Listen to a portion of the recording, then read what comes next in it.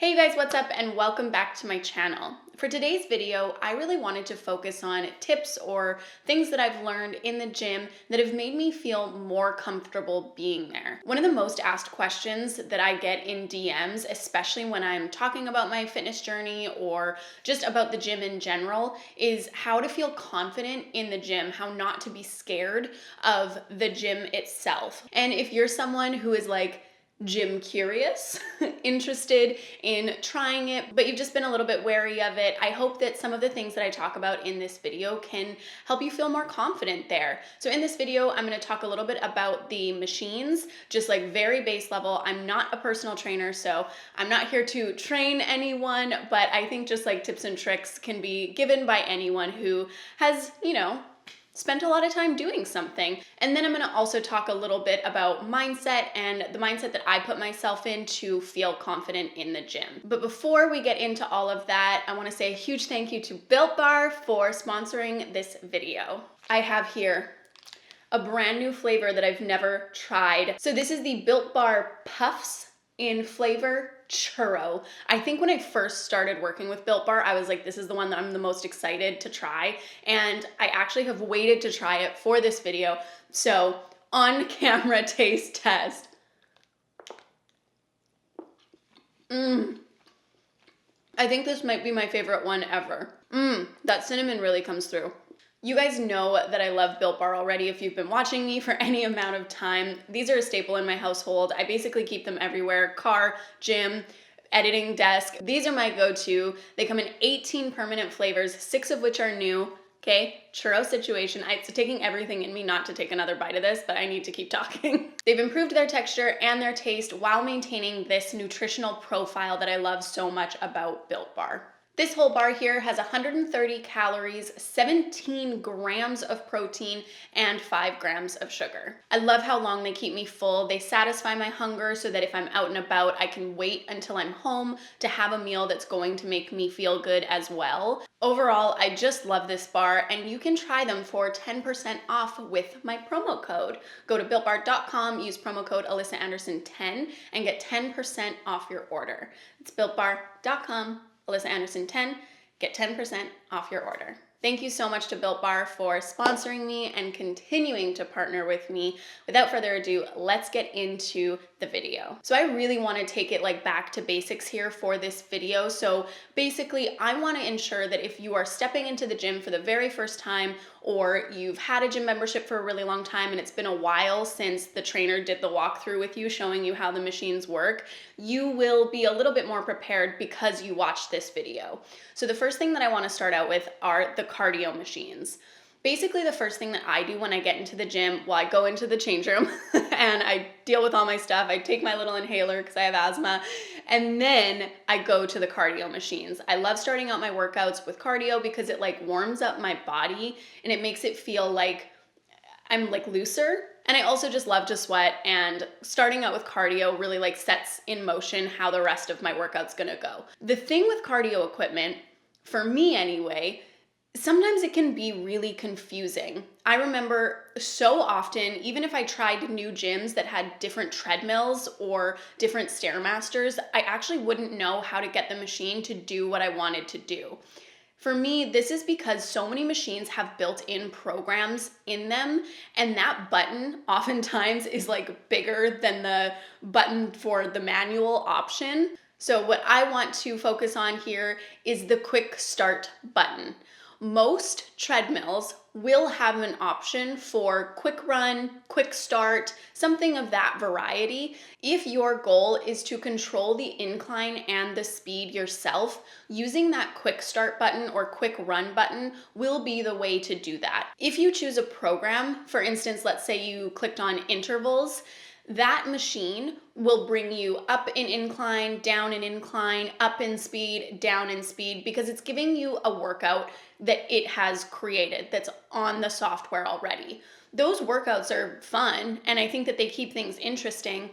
But for me, I like to stay at a steady pace, same incline so that I can build endurance and I can change my goals as I see fit. So knowing the difference between the two, the programs versus just the quick start option, was huge for me. Sometimes I would get on there and then I would be so annoyed, always trying to like bump up my speed because the machine brought it down. And I'm like, why is it doing this? But it's because I had chosen a pre-programmed workout for the treadmill. I'm unsure about different Stairmasters. I haven't tried out a ton. Usually what I've seen on Stairmasters is a big green button that's just like go or like a play button, and then you just up the speed however fast you want to climb those stairs. Bikes, I'm not super familiar with. That's not my preferred form of cardio. It's actually my least preferred form of cardio, not because it's not effective or anything. It's just I don't find it fun. So when I get on a bike, I literally just start pedaling. Usually I'm only choosing a bike if the treadmills or the Stairmaster are all in use and I'm just kind of like pedaling, waiting for someone to finish their workout. But what I have found in the past is that the best way for me to use a bike is literally just to get on and start pedaling, and the bike will turn on and then you can change the resistance how you see fit. But I do know that bikes that have screens also often have those pre-programmed programs in them, like intervals and such. So similar to the treadmill, if it has a screen, oftentimes there will be an option to do a program, or you can just start pedaling and then change the intensity manually. Moving on to machines. This is the biggest area of the gym that people have voiced their concerns to me about. They don't feel confident on the machines. They don't know how to use them. They don't know how to adjust them to their height. Maybe later down the road, I can do a more in-depth video of how to adjust machines. But right now, I just want to talk super basic about how to actually set your weight on machines. So there are 3 different styles or parts to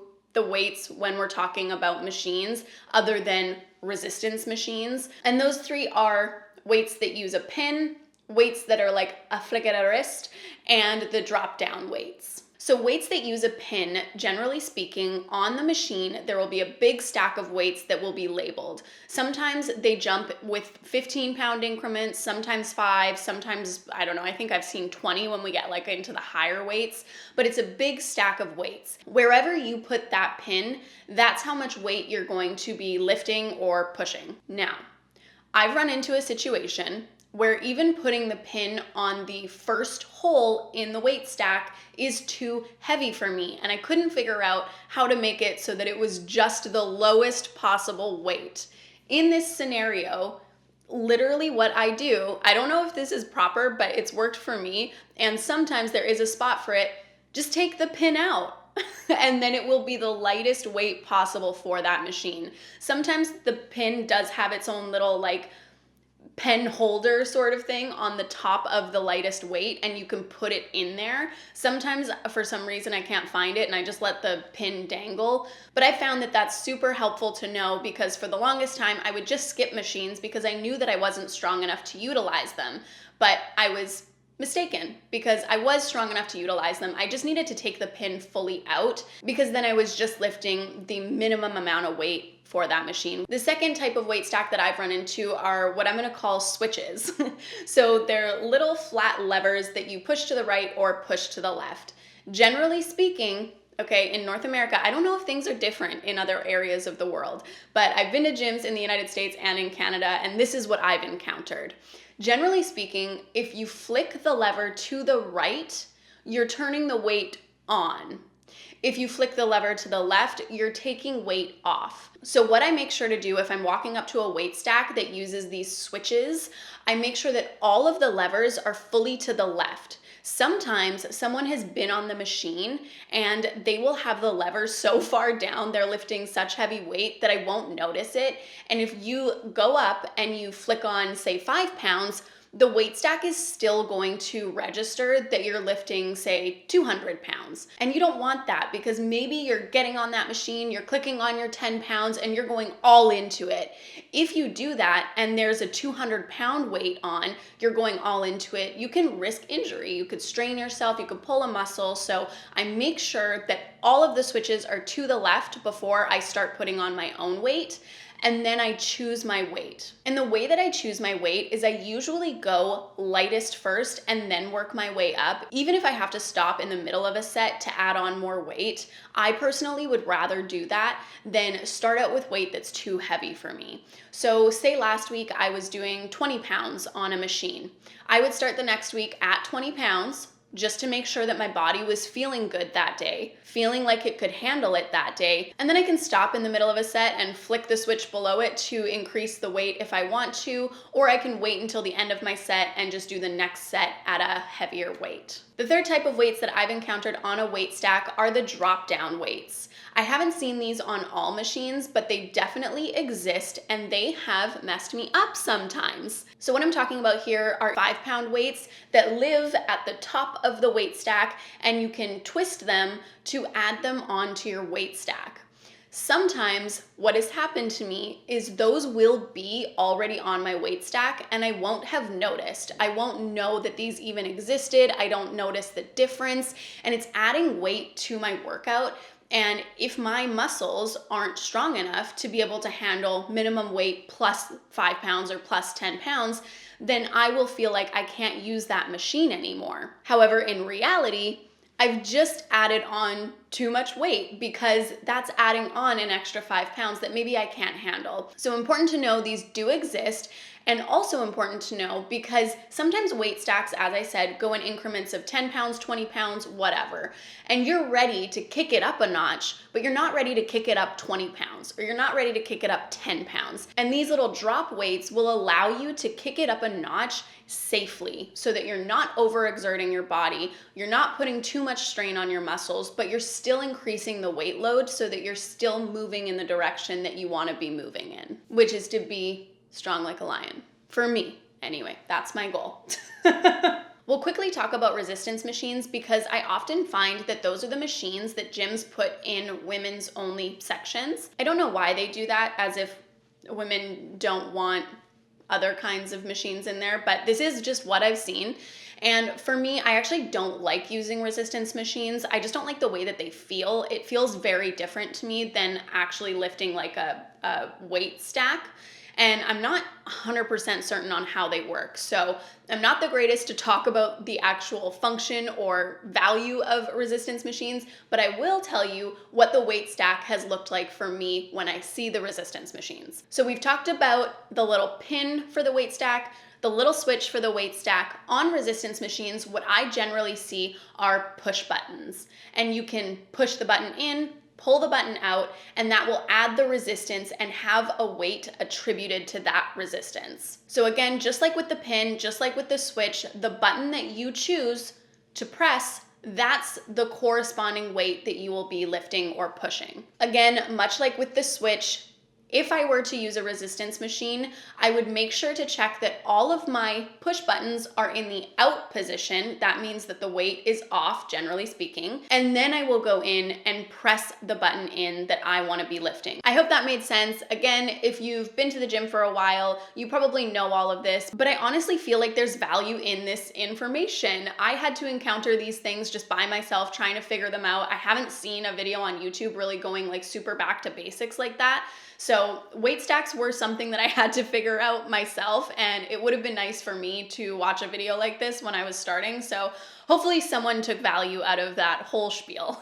Okay, let's move on to talking about the cables. So cable machines I generally use for things like triceps or chest if I'm doing a chest day, and I really enjoy them. However, when I first started out, these were very intimidating to me. I was scared to insert myself into the whole system. Usually for me anyway, the gyms I go to, cable machines are like this one kind of like big swing set almost. Like the actual setup of it is kind of like a swing set because it has a bar at the top and then legs, but there's machines on either side.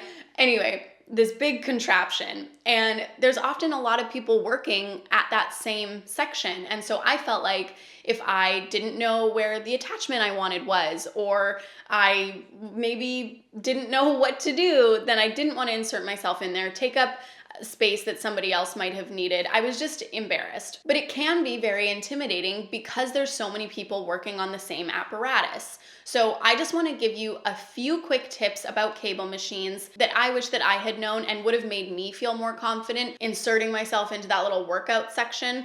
The first one being where the attachments are. So with the cable machines, there's a lot of different workouts that you can do on them, and therefore there's a lot of different attachments. And if you're interested in using the cable machine, honestly, there's so much content on YouTube from personal trainers or whatever who show specific workouts and like really in depth. I've utilized YouTube for cable machines a lot. So first off, decide what area of your body you want to be working. And then honestly, you can YouTube or Google just cable machine and then whatever body part you're trying to work out. If I was trying to work triceps, I would type in cable machine triceps workout. And then I would just go through, watch the videos. There's so many great instructional videos out there teaching you proper form, yada, yada. So once you've decided on a workout, you will probably see in that video as well, or wherever you've gotten your information, that the trainer is using a specific attachment. Oftentimes I've been like, where do I get these attachments? Like, where do I find them? What's going on? I'm gonna tell you every place that I've found attachments in gyms I've been in. Oftentimes, most gyms have a very similar ladder-like structure that holds the attachments for the cable machine. I've seen it right next to the cable machines. I've seen it pushed up against a wall a little ways away. Something that made me feel awkward at the gym was walking around aimlessly or looking like I didn't know what I was doing. There's no reason to feel like that. Truly, no one else is thinking that. No one's watching your workout and being like, oh, she did 2 laps of the gym. I wonder what she's looking for. No, we don't think that way, right? I think that there's like a 0.0001% of the population who would think that way. I hate that idea. I don't like the culture of that. So I don't accept it. I don't receive it. Therefore, it doesn't exist for me. However, if it makes you feel more confident, do a lap around the gym, figure out where the attachments are, and then go grab the attachment that you want. Here's another scenario though. Say you find the attachment stand, but the attachment that you want, say you're looking for the ropes, the attachment you want is not there. You look on the cable machines, nobody's using the ropes. Where are they?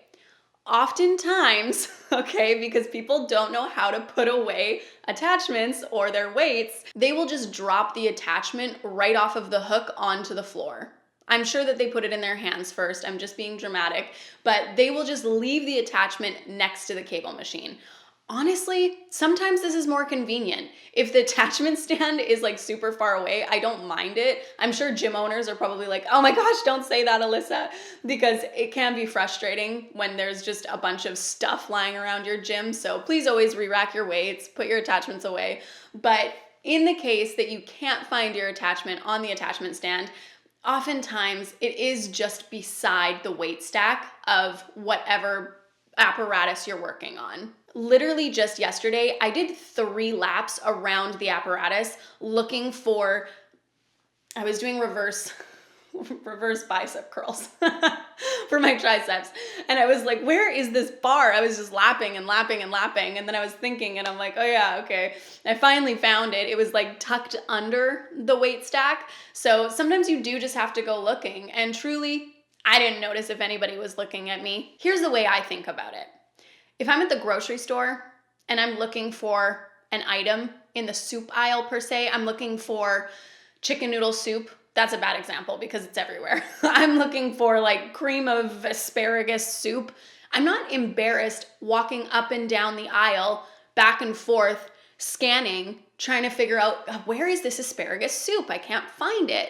So for me, I just attribute that to the gym. It's like, why is it embarrassing that I can't find the 5-pound weights? Why is it embarrassing that I can't find this attachment I want? I'm just looking for something. It doesn't mean that I'm uneducated or whatever negative self-talk you're giving yourself. It just means I'm looking for something. So separating myself from that mentality really helped. I'm just a girl looking for cream of asparagus soup. Similarly, let's talk about the weight benches and free weights or dumbbell section. So maybe you've walked up to the free weights section before and you've seen some benches that are fully flat, some that are on an incline, some that are fully right up, and you're thinking, why is there only one of each bench? There are times where these benches are static. Say they're in the upright position, or they're only in the downright position. Those definitely exist, and oftentimes I've seen them like in older gyms or just older equipment. But what I tend to see more of are adjustable benches. So if you're walking up and every bench is in a lie down position at a gym, and you're thinking, well, I can't do shoulders on here because I wanted the backrest. Check and see if it's an adjustable bench. Oftentimes it is. So if you crouch down and you look at the bottom of the bench, oftentimes you'll see either one knob or two knobs. In the case that there are two knobs, one is for the seat so that you can have the seat move up or down, incline or declined. And then the other knob is for the backrest, which will move all the way up into a seated position and all the way down into a laying down position, and then has options in between as well. Sometimes these knobs can get a little sticky. I had one scenario, this was very recently. I was yanking and yanking on this thing, trying to get it to work, and I had just started at this new gym. So I didn't know if they had different knobs, and I actually had to ask my bench neighbor. I was like, hey man, do you know how to move these? Like, do you know how to adjust these? And he was like, oh yeah, usually there's just a knob. And I was like, you're so right. I can't get it to work. And it turned out that that knob was just like 100% stuck. He couldn't get it to work. So sometimes, this only has happened to me once in the last like 2.5 years, but sometimes that is the case. But most often, you just kind of have to work with it a little bit and get it to pull out. And sometimes it's just easy as butter. Then once you've pulled the knob into the outward position, take your hand and lift the backrest up. Or alternatively, take your hand and lift the seat up and then release the knob. And as I said with the backrest, you do have to manually lift that backrest up. Sometimes it can be a little bit heavy. So if need be, if you have a gym buddy, have them lift it up while you pull out the knob. Or sometimes the knob's in a good place, you can be behind it and use your legs to help you push up the seat. And in the event that you want the backrest to go down, I've heard it, haven't really seen it, but I've heard it quite a few times. Somebody just pulls the knob out and the backrest goes plummeting towards the earth and makes a huge bang. And I think that if I was just starting out in the gym, that would be something that would embarrass me personally. Shouldn't. You know, we all have things that we do, but I'm also human. I do get embarrassed sometimes, so I understand. So if you are pulling out that knob to have the backrest go back to a laying position, just guide it with your hand the same way you would guide it upwards. Make sure that you're supporting that backrest so that it goes down to its lay down position comfortably and easily instead of like a thunk. The next thing that I've found about the free weights section, bench section, whatever you want to call it, is that there never seem to be enough benches for how many people are at the gym, especially in peak times. Often in the beginning, I felt like I wasn't deserving of one of those benches. Maybe there's only 7 benches, there's a ton of people in the gym. Obviously, I'm just starting out, so I'm only going to be lifting 5 pounds of weight or 10 pounds of weight, so that person deserves it more than me. They obviously look like they're more fit than I am, so they deserve that bench more than I do. This is false. This is not true. In those instances when I would think that, I was putting my own judgments onto others. Even if they were positive judgments, I was thinking, this person is more fit, therefore they deserve more. That is not true. To me, that's in the same line of thinking as this person is thin, so they are more worthy. This is something we are trying so hard to dispel, so hard to get away from that narrative. It's not true. You are just as worthy as anyone else in that gym, and you deserve to take up space. With that being said, if there is only one bench, and you are standing there in front of that bench, you deserve to take that bench for your workout. If it's super busy and you're on that last bench, someone may come up to you and ask you how many sets you have left. This is also something that you can do to other people. I don't find this rude at all. I find it just helpful for time management if somebody's just trying to figure out, okay, which bench do I need to keep my eye on? Or, okay, how long do I have before I need to circle back so that I can use this machine? They may ask you this, and I just wanted to say it because in the case that somebody does do that, truly the reasoning behind it is for those reasons that I stated. They're interested in that bench. They're just wondering how long you'll be so that they can plan their workout accordingly, and then they're gonna circle back and hopefully get that bench when you're done. This does not mean that you need to say less sets than you were planning to do because now you feel like you don't deserve this bench anymore, or machine, whatever case this is happening in, whatever scenario this is happening in. It doesn't mean that they came up to you because they felt like they could bully you. I would hope not anyway. That's never been the case for me, and people always ask me how many sets I have left because I take breaks, man. I gotta. So I think I look inviting when I'm not actively doing my set. And that also could just be the case. Maybe you look like somebody who's more inviting so they feel more comfortable approaching you. Maybe they're thinking the same thing, that they maybe don't deserve to take up that space, but they've gotten the courage up to come and talk to you because you look inviting. And so they can ask you, how many sets do you have left? And then, usually they'll disappear and then kind of somehow come back when you're finished. As I said, this is also something that you can do to other people if you feel comfortable. The way that I execute the how many sets do you have left scenario is I look at the machine, I see that it's in use, I wait for the person to finish their set, so wait for them to stop doing the movement that they were doing so that I can catch them in a break instead of taking them out of that moment where they're actively working. Usually I'll just do this because oftentimes people have their headphones in, so I'll just do this or whatever. They'll take out an AirPod or they'll take off their headphones and kind of be like, yes. But usually they're expecting that you're going to ask, how many sets do you have left? And then I'll just say, how many sets do you have left? They'll tell me and I say, okay, great, thanks. That's the interaction. Then I can walk away. Sometimes I'll go to a cardio machine and kind of just keep an eye on it, or I'll work across from them or whatever. I'm just waiting for that machine or I'm just waiting for that bench until they're done. Then afterwards, sometimes they'll look at me and be like, hey, I'm done. And I'm like, great, camaraderie. Because otherwise people can sneak in and take your machine, which isn't your machine, but it's like you were waiting for it. Do you know what I mean? Asking if somebody has a certain amount of sets left can be very helpful. Just knowing the right time to do it, which for me, what I've found gym etiquette wise is between sets. The last part of this video, very, very important. Obviously, I feel this way because I'm a certified yoga teacher. Please remember to stretch at the end of your workouts. Depending on your gym, there are different areas you can stretch in. Sometimes there is a green space that you can stretch in. Sometimes there's actual separate rooms that were usually used for classes but are open free to the public right now. Try and locate these. If you're doing your lap for the attachments for the cable machine, you can locate, okay, I have rooms here that I can stretch in, or I have green space here that I can stretch in later. And again, remembering that you deserve to take up space. There came a point in my workouts where I felt like because I wasn't actively working out, I didn't deserve to take up space because I was just stretching. That is not true. Stretching is so important to your workout. It helps lengthen the muscles after you've shortened them. It brings blood back in, oxygen back in. It will make you less sore in the long run as long as you're not overstretching. It's so important. I feel like it's not utilized enough in the fitness community. I'm here to spread the good word of stretching. Just because you're stretching does not mean you lose your entitlement to space in the gym. You are paying to be there just like everyone else. You are moving your body just like everyone else.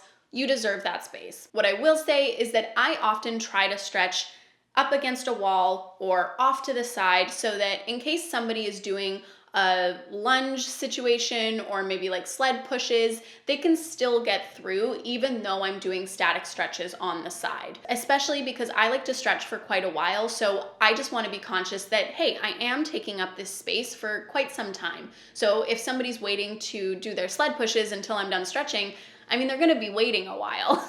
And though I deserve to take up that space, I can take it up in a way that doesn't impact others quite as much. Stretching up against a wall or in a room where there's lots of space and I can stretch in the middle of the room is generally speaking where I try to do it. Just yesterday, I was at the gym and it was super busy and I couldn't find anywhere to stretch. I asked this lovely woman, oh my goodness, she was so nice, if I could stretch next to her. She said, absolutely. But there was a bench next to me. Somebody needed to use it, so I moved my mat backwards. I said, no problem, I'll move my mat backwards. Moved it backwards, got one stretch in. Somebody kind of looked at me and said, how long do you have left? And I noticed there was a machine behind me and they wanted to be using that as well. So then I was like, I feel like I'm just in the way no matter where I go, and we laughed or whatever. But honestly, you deserve to be there. Sometimes it's hard to find a spot, but keep looking, you will find a spot. Please do not forget to stretch. Don't overlook it. Okay, you guys, I hope that those tips made you feel a little bit more comfortable going to the gym, feel confident stepping into the gym, knowing these little things about machines or cardio equipment. If I could have you take one thing away from this video, it's that you deserve to be there and you deserve to take up space in the gym. No matter where you are starting, how heavy you're lifting, how flexible you are just as important as every other person that's in that gym. And if anyone else tries to tell you otherwise, block them, but send them my way first. And don't forget, if you're going to the gym and you need a protein bar, you can go to builtbar.com and use code AlyssaAnderson10 to get 10% off of your purchase. I'm gonna eat the rest of this churro bar because I put it down so I could film this video while I was in the groove. And I'll probably go to the gym because I'm already in my workout gear after I take off my makeup. Okay, thank you guys so much for watching today's video. I hope that you are happy and healthy and you're doing well. Bye, guys.